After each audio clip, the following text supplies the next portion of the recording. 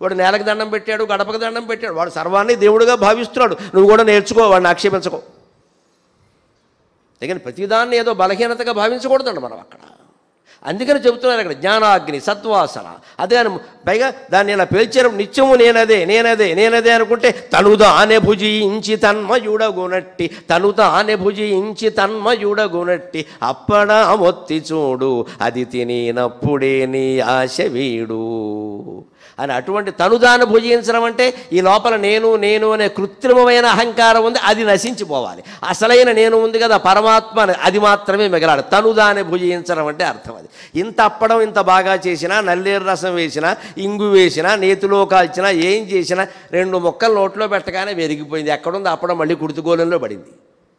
అప్పడం తయారయ్యినప్పుడు ఎలా ఉందండి? బ్రహ్మాండంగా పసుపు రంగులో మెరిసిపోతూ ఉంది. అక్కడ లోపలికి వెళ్ళాక ఏమైంది? కుర్తుగోళంలో పడింది. ఇక్కడ జీవితం కూడా అంతే.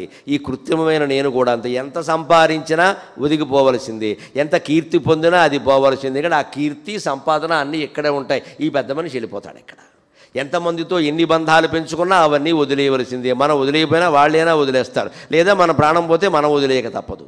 అలా ప్రాణం పోయిన పరిస్థితుల్లో కూడా ఆత్మీయులైన వారి ప్రాణం పోతే ఎలా తట్టుకోవాలో కూడా రమణ మహర్షి చెబుతున్నారండి. ఒక ఆయనకి 60 ఏళ్ళ ఆయనకి భార్య పోయింది. చాలా ఆవిడ ఎందు చాలా ప్రేమ మమకారం, ఆవిడ మీద పూర్తిగా ఆధారపడ్డాడు ఈయన. అన్నీ ఆ ఇళ్ళలో పాపం చేసి పెట్టేది. పూర్వకాలంలో స్త్రీలు ఎలా ఉండేవారంటే ఇళ్లలో మొగుడిని ఏ పని చేయనిచ్చేవారు కాదు. అబ్బాయి అబ్బాయి నేనుండగా మీరెందుకు, నేనుండగా మీరెందుకు, నేనుండగా మీరెందుకు. దీంట్లో గొప్ప ప్రేమ, అందులో అనుమానం ఏం. ఆ మహిళామణులకు నమస్కారం చేయాలి. కానీ ఈ మొగాళ్ళకు వచ్చే ఇబ్బంది ఏమిటంటే పొరపాటుని వీడికి 60 70 వచ్చాక ఆవిడ గుట్టుకోమంటే వీడి పని అయిపోయినట్టే. ఎందుకంటే భార్యను అడిగినట్టుగా కోడలను అడగలేడు, కూతుర్ని అడగలేడు, ఎవరిని అడగలేడు. భార్య అయితే గుర్తించి ఈ సమయానికి టీ తాగే అలవాటు పాపం ఎక్కడున్నాడో పెద్ద మనిషి అంటుంది ఆవిడ. పుట్టింట్లో ఉన్నా సరే, ఆవిడ పుట్టింటికి వెళ్ళిపోయినా సరే ఇక్కడ మాస్టర్ ఒకడు రిటైర్ అయినా ఉంటే ఆవిడ 4:30కి టీ తాగుతుంటే ఈ సమయానికి పాపం టీ తాగడం అలవాటు. ఇచ్చేవాళ్ళు ఎవరూ లేరు, ఏమిటో నేను ఇలా వచ్చేసా అని తలుచుకుంటుందే భార్య. ఆ భార్య ప్రేమకి నమస్కారం అమ్మా, ఏమి ఇచ్చినా తీరదు. అటువంటి భార్య పోయింది ఓ పెద్ద మనిషికి. ఈయనకి 65 66 ఉన్నాయి, ఆవిడకి 60 ఉన్నాయి, వెళ్ళిపోయింది. ఏదో ఇబ్బంది వచ్చింది, వెళ్ళిపోయింది. ఈయన తట్టుకోలేకపోతున్నాడు.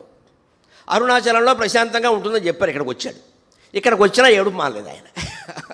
ఎవరు పలకరించినా మా ఆవిడ పోయింది అంటున్నాడు.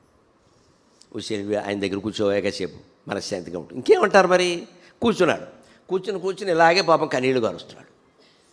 ఆయనకి జాలేసింది. మహర్షులకి, రమణ మహర్షి లాంటి వారికి, కృష్ణమూర్తి గారు లాంటి వారికి, ఈ మహాయోగులకి బలమో బలహీనతో తెలియదు. కానీ ఏమిటంటే అది సానుభూతి, జాలి. వాళ్ళకి ఏ గుణాలు ఉండవు, గుణాతీతులు. ఉంటే ఒకే ఒక కళ్యాణ గుణం ఏమిటంటే జాలి.